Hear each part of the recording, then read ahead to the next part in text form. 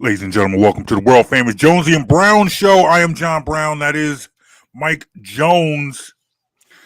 We are getting together on a Saturday morning because we both stayed up to watch the Phillies on Friday night. Can I ask you a question, JB? Sure, what's up? Is it me, or did that feel like the longest 9-inning game watched all season? It truly did. It felt like old baseball. Not Like in the sense before the like pitch old, clock. before the pitch. We have truly been spoiled by these 2.5 hour games, these less than 3 hour games, because last night game started at 8:07. It was close to midnight when that game ended. Yeah, buddy. It's like I remember texting you at 11 o'clock saying this game felt long, and it was the 7th or 8th inning. Yeah, we were already at the 3 hour mark. Yeah, there was still another hour of baseball to play. Mm-hmm. I was good friend of the show, Javon Alford, made a comment on Twitter just about the whole concept of bullpen games, because it just seemed to me like back in the day, you go into a series, a playoff series, a playoff baseball series. Back in the day, you would go in and you would have 4 starters. Maybe there were teams that would go into the playoffs with 3 starters, and they would just pitch guys on short rest. And that was all thing back in the day. That's true. That is true. That's real true. They're not throwing guys on short rest anymore. No. But I guess of these teams, it's weird. A lot of these teams don't have 3-4 true starters either.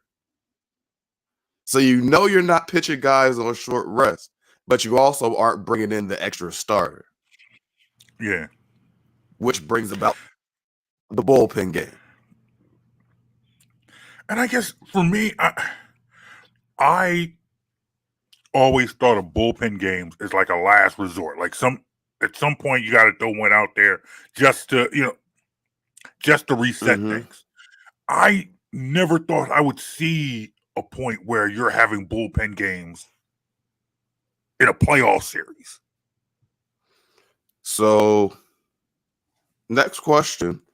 With the bullpen game, for the Phillies especially, you're paying for starter money. Yeah. But one of them has not touched the mound this postseason. Taijuan Walker has not touched the mound this postseason, but he's being paid like a starting pitcher. Yeah, I don't get that at all. I don't get that at all. If there was a game, if there was a game where you thought you would see a Walker and even a Lorenzen, now I understand that man came in and hit the highest of peaks, and then set the standard too high in Philly. Yeah, like he should actually work his way into like. That man came in and first start was masterful. Second start was a no-hitter. So I shouldn't even say you. It was definitely we. We thought we had ourselves a ball player. Like Dombrowski then went out here and just stumbled himself into a gem. We're going to be good. And then the rest of the season happened and he kind of just... But my thing was, I thought the problem that Lorenzen had was that he wanted to be a starter, but the pitching coaches that he had, the staffs that he was working under before, thought he was more of a relief pitcher. So if we're now coming to the point where it's like, okay, we don't want to have Lorenzen in our starting starting rotation. Are you now telling me that he's not good enough to lead? He's not only is he not good enough to be in our starting rotation, he's now not good enough to even be a reliever? So, because to me, the money that we're paying Walker to sit on the bench is one thing. That's the obvious. You know, to me, like that speaks for itself.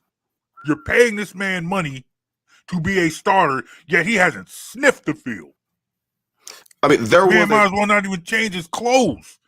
There was a point this season where I believe Taijuan Walker was leading the majors in wins for pitcher.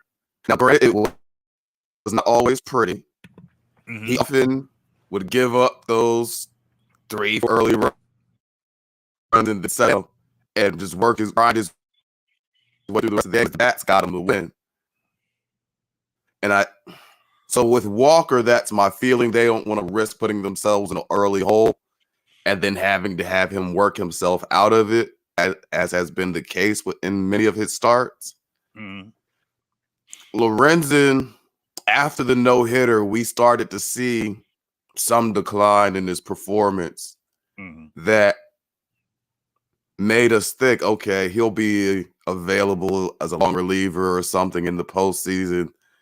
But those two guys, I don't know what we're getting out of those two roster spots in the playoffs.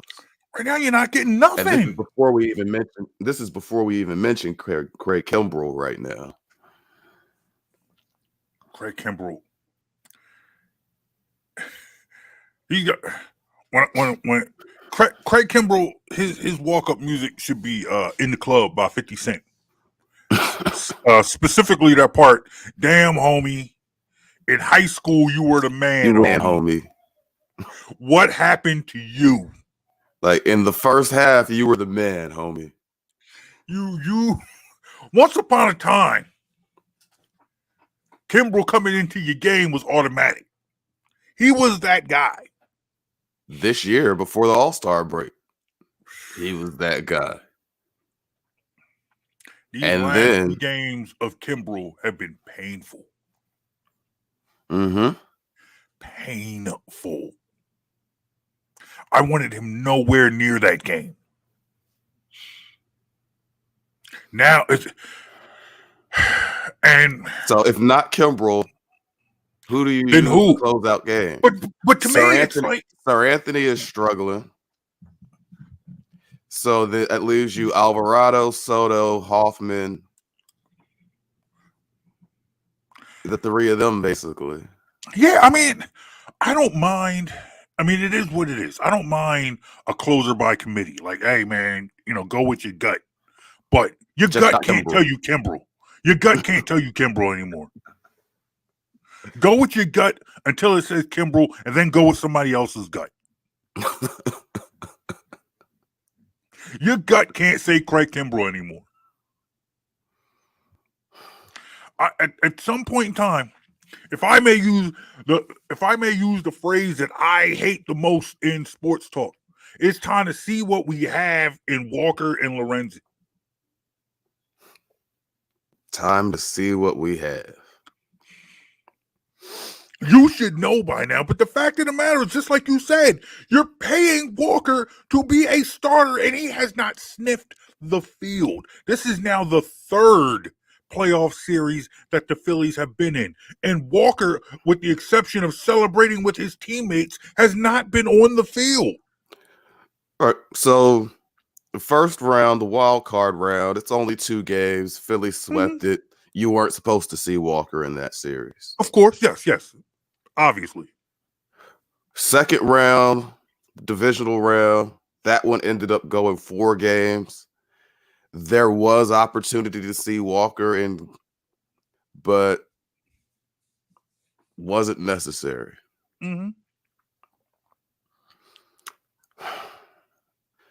Then you get to this series, the NLCS. You're in a game 5, you're 2-2. Theoretically, you should have thrown all 4 of your starters at this point. You threw 3 starters who pitched all three of them very well. Yes. Even Ranger in the loss in game 3 pitched very well. It was the bullpen that let that one go, and the offense only scoring 1 run. Their 3 starting pitchers have all pitched well throughout the playoffs. Absolutely. I have no issue with Wheeler. I have no issue with Nola. I have no issue with Suarez. Correct. Those 3 guys have done more than enough at this point. Yes. The bullpen. There's a lot of talent. There's a lot that can throw gas. Speaking of which, that's another thing that's bothering me. When they use the kid Kirkering, the kid has 97 plus fastball, and they won't let him throw it. They're calling slider, slider, slider, slider. Let the kid throw the gas. See if speed somebody's bat up, then come back with the slider. But actually let the kid pitch. If you're just throwing all sliders, the batters are going to sit there and sit on all sliders. And that's what they've done for 2 straight games with him. Correct. That's what they did for 2 straight games. And I'm sitting there screaming, watching guys foul off the slider or take, and I'm like, throw the heat, throw the gas, throw the gas. But how much of that do you think is a lack of faith in his control? Because you saw a couple of times where you saw Real Muto's glove placement. He's calling for the ball over the plate, and it's still low and away. So how much of that do you think is how their approach with this kid and versus this kid's control?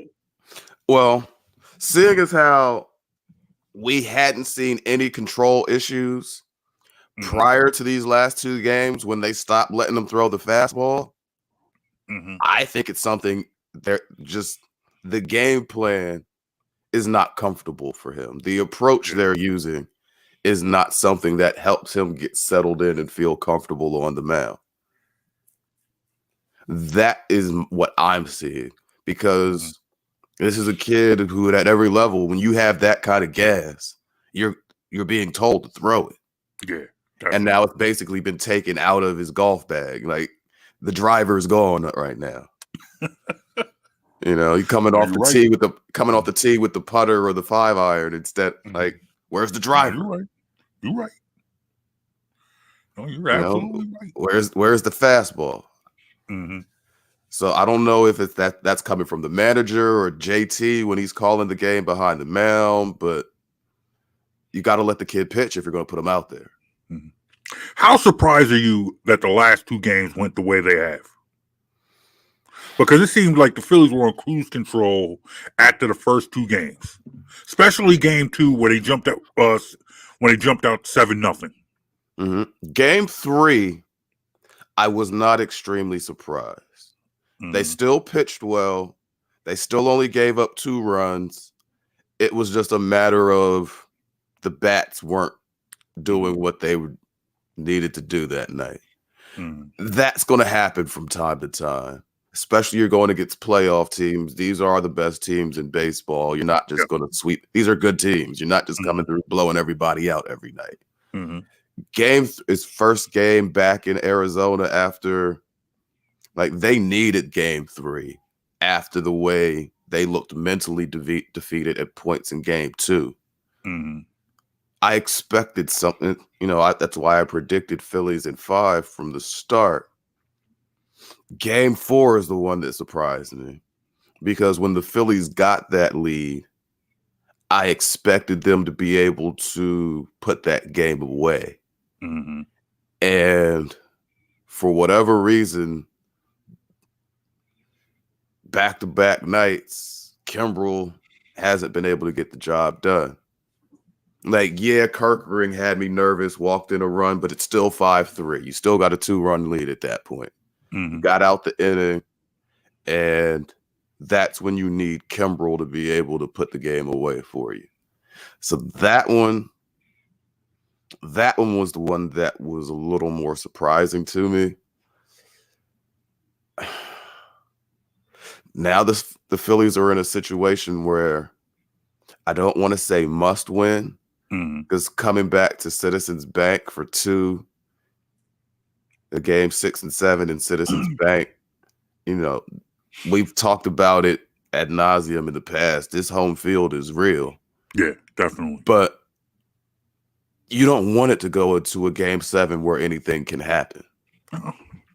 So what you want to do, you want to go out in game 5, and if nothing else, for this team's comfort, for their own mindset's sake, you want to see the Phillies win this game 5 in Arizona tonight. Lost 2 of 3, but at least you got 1. Come home still with the series lead, still feeling like you're in control with the last 2 games at home. However, if you lose game 5, you come back to Philly down 3-2, then guys might start looking a little tighter, like they're thinking a little more. Because at that point, you're facing a situation where even if you're at home, one mistake could cost you a chance to go to the World Series. Yeah, and I guess, and to your point, to me that is what makes Saturday night a must-win for the Phillies. Because if you go back to Philly on Monday down 3-2, then I think it's in your mind that anything can happen in Game 6. You don't have the look like you go up, you come home up 3-2. And your Citizens Bank is kind of like a security blanket. It's a security blanket. Yes, it's like, hey, oh yeah, we're good. We got this. Your confidence is high. Yeah, and it's like in the back of your mind, it's like, yes, we got this. And if anything funny pops off, we still have Game 7 at Citizens Bank Park. You come back down 3-2. Not only do you have the chance of losing, of losing this series, but you're losing in front of your fans, the fans that they have been touting all season. Oh, Philly has just been different. Philly has just been a vibe. Look at these fans. And that has been true. These fans have been along for the ride. They've been, and it's because I think honestly, Philly. The city of Philadelphia as a whole has fought that stereotype and that imagery for years. We know this. We both know it to be a little bit exaggerated how people come down on Philly fans. But I think you are seeing just how much of a baseball town Philadelphia is, and I think that's kind of understated because we all know that the Eagles run this city. They do, and rightfully so. But Philly is still. This is not our first time seeing this. Like, no, it's not. But it's that like run from 07. Like, people always start in 08, but that run really started in 07 when they made the playoffs through. You and I know this, but it feels like even though that was what 15 years ago now, where that run started, 10 years when it ended. We went through these same conversations then. People were shocked. No, these fans, no, Philly loves their baseball team. It's like, yes, their baseball team just in the 100+ years of existence has made the playoffs less than 20% of the time. Yeah, they haven't given us a lot to cheer for, but this city loves their baseball team. This is a sports town. For the most part, we are going to come out for every team. Oh, this is the sports town. We will come out for every team. Every team. The Sixers are winning, we'll come out. The Flyers are winning, we'll come out. The Union are winning, we'll come out. Yes. If the Wings were winning, we'd come out. When the Philadelphia Soul was winning, we came out. But it's like, but nonetheless, that is what makes tonight a must-win game, because you do not want to come home on Monday and risk losing this series, a series you were up 2-0. A series where you've had dominant pitching, at least 3 quality starts. And you got to be on high alert, because you've seen in the NLCS, which is a day ahead on pacing, Yes. That Texas started out being up 2-0, and they're down 3-2 now. In fact, Texas, if anything, you're sitting there looking at Texas. They jumped out 2-0, winning the first 2 games in Houston. Mm-hmm. They came home and haven't won a game. And haven't won a game. Yeah, that's crazy. If that's ever a team, there's no way you can tell me that the Astros are not in the Rangers' heads. You come home for 3 games, up 2-0, and at you lose home, all 3, and you don't win any of them. Now, granted, the home field situation is reversed, but you don't want that you don't want that mindset where you've lost 3 straight, and it starts to feel like a slump. As hot as this team has been this entire postseason, you lose 3 straight, and it feels like a slump. A slump, yes. We've seen what this Phillies team looks like when they're in a slump.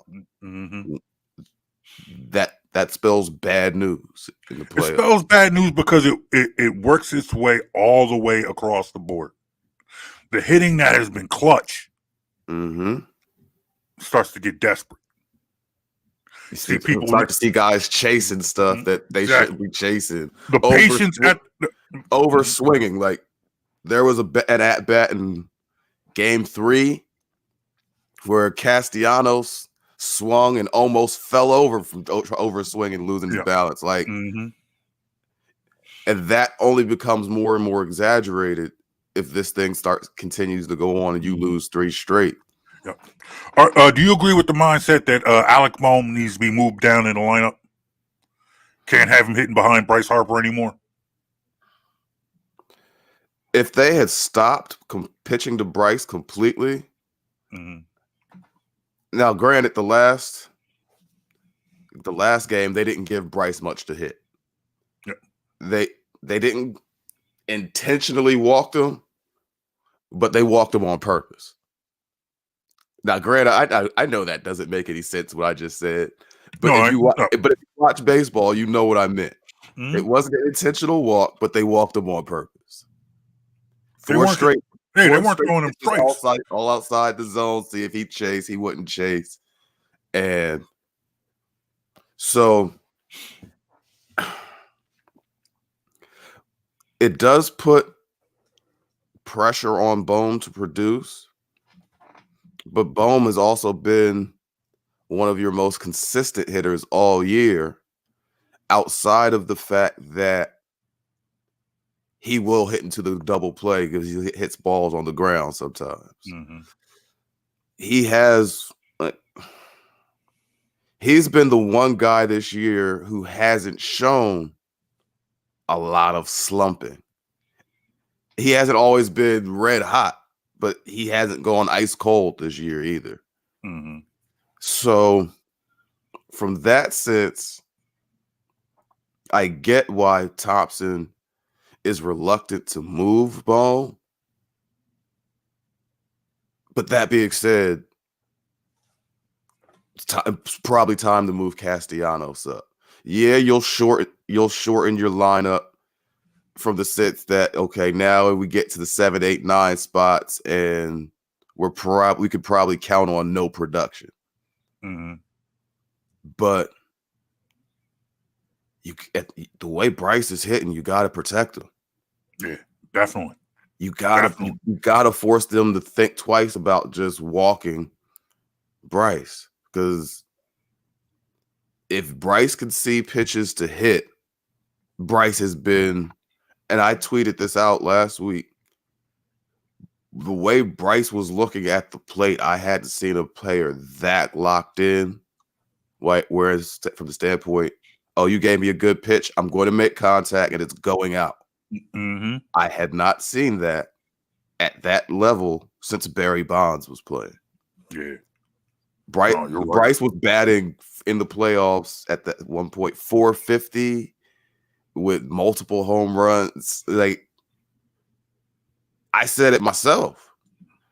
Other teams should stop pitching to him at that point. Not that I wanted to see that happen, but you just knew it was coming the way this guy was locked in. Yeah.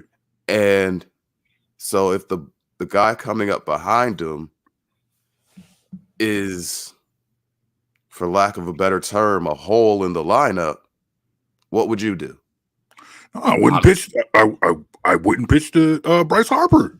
Exactly. If there's an empty base, I'm putting Bryce. Hey man, don't even come to the batter's box. Just go to first base. Right. Just hey man, save yourself the steps. Leave your helmet. Leave your bat. All that in the dugout. Yeah, just put the sliding mitt on and come on, man. Go straight to first base. Yeah. Exactly. We don't even have to play this game. Exactly. All right. Well, before we move on to Eagles, real quick, what is your prediction for tonight? What is your prediction for Saturday night's game? Well, like I said, I originally had the Phillies at 5, and I still have the Phillies winning. Mm-hmm.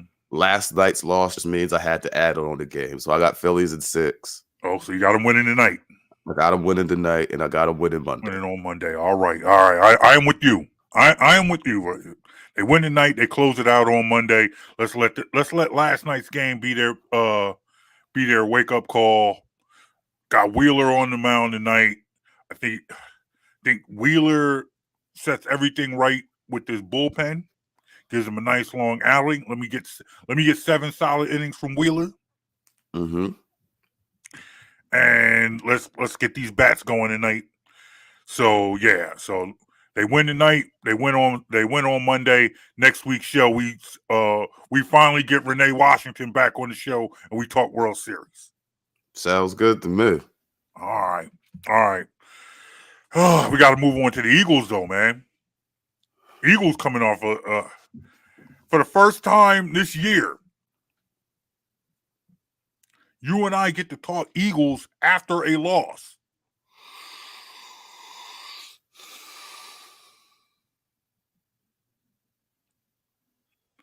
Do you need a moment?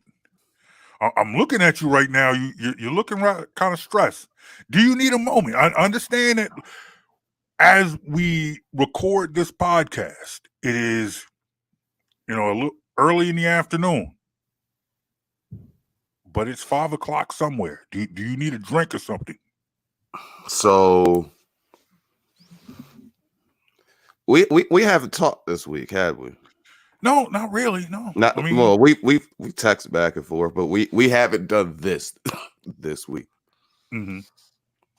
Which means we have not done this since the Eagles played the Jets.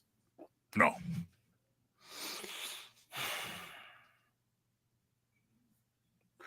That was an abomination of an offensive showing from the Eagles and against the Jets. Mm-hmm. It literally an abomination. You're up 14-3 in that game. Mm-hmm. In the first quarter. Mm-hmm. You don't score another point. No. Against a team that has their top 3 corners out. I'm listening to the broadcast and I'm hearing guys talk about Jalen Hurts is carrying the offense. But that's not what I was seeing. Mm-hmm. I was seeing Jalen Hurts having to do a lot with his legs because he's bailing from the pocket and not getting the ball out on time to guys in rhythm. He would 1-2. Oh, there might be pressure. And I saw a couple times where it was there for him to climb the pocket, sit in as a passer. Instead, he's sprinting to the sideline to his right, cutting off half the field and not making the best throws once the ball came. Yeah, Devontae dropped some. Mm-hmm. Yeah, AJ gave up on a route that should have been a touchdown. Yeah, that one bounced out of Goddard's hands and turned into an interception. Like, there's a lot of blame to go around. Swift fumbled at the end of a nice run where we're rolling. Swift fumbles one. Like, there's a blame to go around. It's not like it's all on Jalen. But that was the worst performance I've seen from Jalen since he was a first-year starter. Yeah. His second year in the league, but his first year as a starter. he did not look like he was seeing the field well at all to me. Mm-hmm. That will not, under any circumstance, get the job done against Miami. No. And see, we talked about this before. Like, the Eagles' offense, in my opinion, regardless of all the weapons and stuff and on the outside, it goes when they play physical smash mouth football at the line and establish the threat of the run. Mm-hmm. Late into the fourth quarter in that game, your leading rusher had 8 attempts. DeAndre Swift had 8 attempts late into the fourth quarter of that game. That is not enough. I get it. You see their corners down, you see our receivers, and you think, oh, yeah, let's throw it all around. Let's throw. As much as we love Jalen Hurts, he is not Patrick Mahomes or Joe Burrow. He is not the guy who you want throwing the ball 45, 50 times. That's just not who he is. Mm-hmm. We need to get back to, and I keep wanting to make sure I'm clear about this, because I'm not saying the Eagles need to be a 55% run team, but I do think they need to be a 45% run team, and a large chunk of those runs can't just be at the end of a game when you have a lead. You have to honestly stick with the run game, because that makes all the other run action stuff work. Mm-hmm. If they know the QB's keeping it, they know he's not handing it off, the rest of the stuff doesn't work. Mm-hmm. And that's what last week turned into. If you do that against Miami, you'll lose by 30. In your eyes, how good is Miami? Are they as good as advertised? As long as Tua's upright, they can score points on anyone. Mm-hmm. Defensively, yeah, it's possible to score against them as well. But you'll have to, because they can score points on anyone. Tua's not Aaron Rodgers in his prime. He's not Joe Montana. But what he is a quarterback that knows how to play with multiple weapons. That's not a new thing to him. Mm-hmm. He understands the concept of, I've got great playmakers, get them the ball and let them go. Mm-hmm. That was what he did at Alabama. When you have 3-4 first-round receivers all out there with you, you just get them the ball and let them go. Miami's offensive weaponry is reminiscent of what he had at Alabama. You got multiple guys that can't be covered. Not one-on-one. So you get them in space, get them the ball, and let them run. And Mike McDaniel is a genius at getting his receivers into space. You're going to need to see Sean Desai make an adjustment with his coverage this week. You're going to have to bump these guys within 5 yards and break up their rhythm, because their offense is predicated on timing and getting the ball out quick. You can't let these guys have free releases to come right at you 5-10 yards down the field. And that's the Eagles' Achilles heel. Right. Quarterbacks that can get this ball out quickly. When you're not being it, the Eagles' defense predicates itself on getting to the quarterback and on doing not it giving up the big play. Not giving up the big play and rushing forward. They don't blitz a lot. They don't try to blitz a lot. They believe that they can do it with their front line, and they have a lot of success with it. But sometimes you have to be able to deviate from that plan. But that's the thing. I'm okay with only rushing 4. I'm okay with not blitzing a lot if they're getting home with the 4. but you have to disrupt the receivers' timing.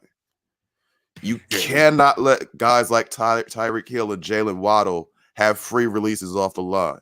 Mm-hmm. If guys with that kind of speed get a free release running straight at this corner who's standing 8 to 10 yards back, he's beat by before the receiver even gets to him. Tua's looking at this like, oh, touchdown, here we go. Because he had a free release. What are you going to do with Tyreek Hill once he gets up to speed? Watch him cook. Exactly. Or you going to watch him stroll into the end zone? But you watch him score a whole bunch of points. So you have to be disruptive at the line of scrimmage with the receivers. Yeah. That's what I need the Eagles to do. The injury report is clean at this point. Jalen Carter's back. So that will help your front four get pressure. Slay is back. Slay is back. Yeah, I did not. I've been looking for that one. Yeah, Slay. The injury report is fairly clean. If it's not somebody who's on the IR, they're expected to play. So how confident are you? I'll be honest. I respect this Miami offense. Yeah. If the Eagles offense had been playing to its potential so far this season, because the defense has, believe it or not, been playing fairly well. Mm-hmm. So if our offense was consistently playing to its potential, I'd be pretty confident. I would give it a 75-80% if we were playing to our potential. With the way our offense has been looking, I kind of think it's a coin toss game. And I wouldn't say I'm at a point where I think the Eagles can't win, but I'm not putting any money on the Eagles either.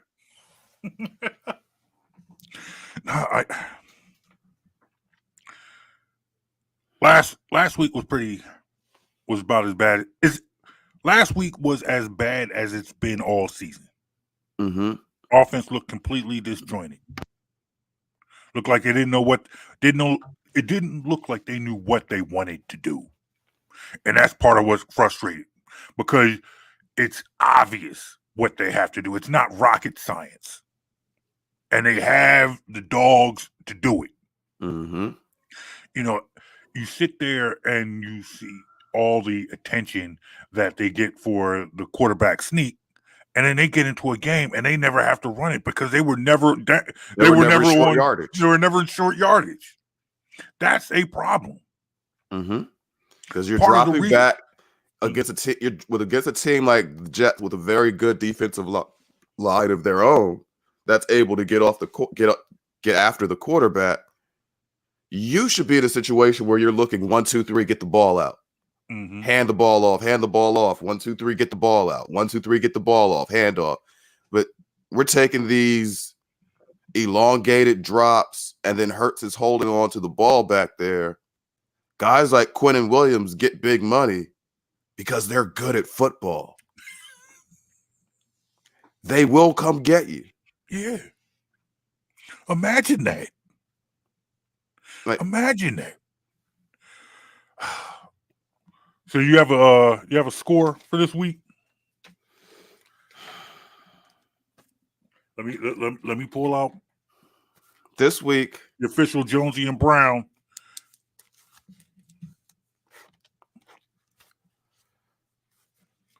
What are you saying? 38-34. Ooh, 38-34 Eagles? 38-34. 38-34 Eagle? Come on, man. We say who we want to win, man. I know who I want to win. I want the Eagles to win.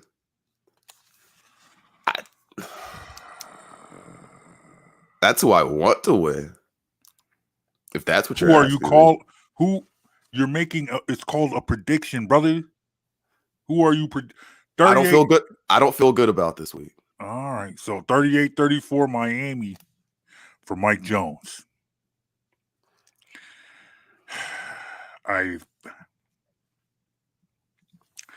I think the defense shows up. I think the defense does what it has to do. Still not sure about this offense. So that's why I am saying 24-17 Eagles. Oh, that's a low-scoring game for these two offenses. Yes. Here's the thing. Which is honestly the only way, in my opinion, the Eagles win this game. Yeah. I think slow the game down. I think the Eagles slow down Tua, but I don't think Jalen Hurts lights it up. But that's probably the way the Eagles would have to win this game, by slowing it down some, keeping it in the 20s. Yes, I predict they learned a lesson. I want to see a lot. I think we see a lot of Swift, Gainwell. They dig out Boston Scott from cold storage, and they run this rock. I think they do slow down. They slow Mr. Tua down a little bit. So that's why I'm going 24-17 Eagles this week. That's what I hope you're right. I hope I'm right too. I hope to come back next week and say, JV, I was wrong. You were right. That's how I want to start the show next week. Let me tell you something. That could be exactly the score, and you wouldn't start the show that way. The Eagles could absolutely win 24-17 on Sunday, and you would be like, "Hey, man, we didn't do predictions last week." Oh, come on, man. I'm good for some accountability. At least give me that. We'll see next week. We will. We will see next week. Real quick, before we get out of here, though, Sixers concluded their preseason. Joel Embiid got on the court, scored 20 points. You had to start talking Sixers, didn't you? Well, look, man, I'm trying to go for the. I'm going for the hat trick. The Phillies talk didn't start out well. You were mad about the Phillies talk. Went to the Eagles. You were mad about the Eagles. Bad news always happens in threes. The Flyers actually been playing good hockey, so I didn't want to go to them because that would mean you had to start with some good news. So I'm mad at that too. What'd you say? I'm mad at the Flyers winning too. Why are you mad at the Flyers winning? Because they should be. Because this is supposed to be the one time where they actually have a plan to go full rebuild, and they start off winning games. Like, you can't tank right. Can't even tank right, man. But real quick, I'm looking at this and I'm sitting here and it's playing the Sixers season. And I understand it's 82 games, a lot can happen. It's preseason, you got to temper what you put into everything. But I feel like this is shaping up to be more the same. Mm-hmm. Like as currently constructed, you're a team that loses in the second round.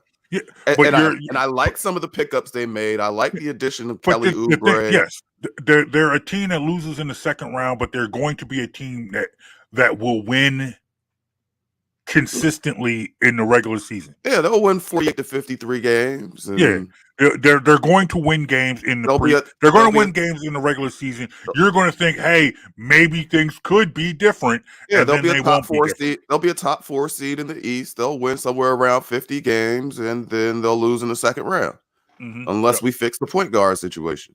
Yep. So until that happens, that's where I am on the Sixers. Yeah. Hey, real quick, crazy trade that someone had talked about, and I wanted to get your opinion on it. James Harden for Kyle Lowry. Send him to Miami. Get Kyle Lowry back. Kyle Lowry's not a difference maker anymore, but he's a point guard, a veteran point guard. Who's a good decision maker, willing to move the ball and play with the team. Yes. You lose talent, but I think you're a better team. Okay. Even at Lowry's age, it's not like your Harden's playing defense either. Mm-hmm.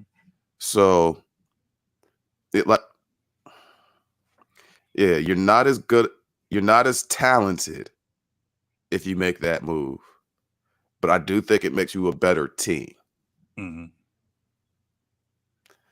It wouldn't be the first move I would want to make, but I definitely look into it. Yeah. Especially since Miami is in the East, and sending them Harden would likely hurt their chances in the playoffs as well. Because the style that Miami likes to play and that Miami team is effective playing doesn't work with Harden. No. Not at all.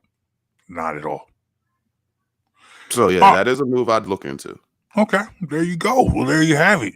You tell me, would you make that move? You tell us. All right, hit us up, Facebook, Instagram, Twitter at Jonesy and Brown or at bitwsports.com.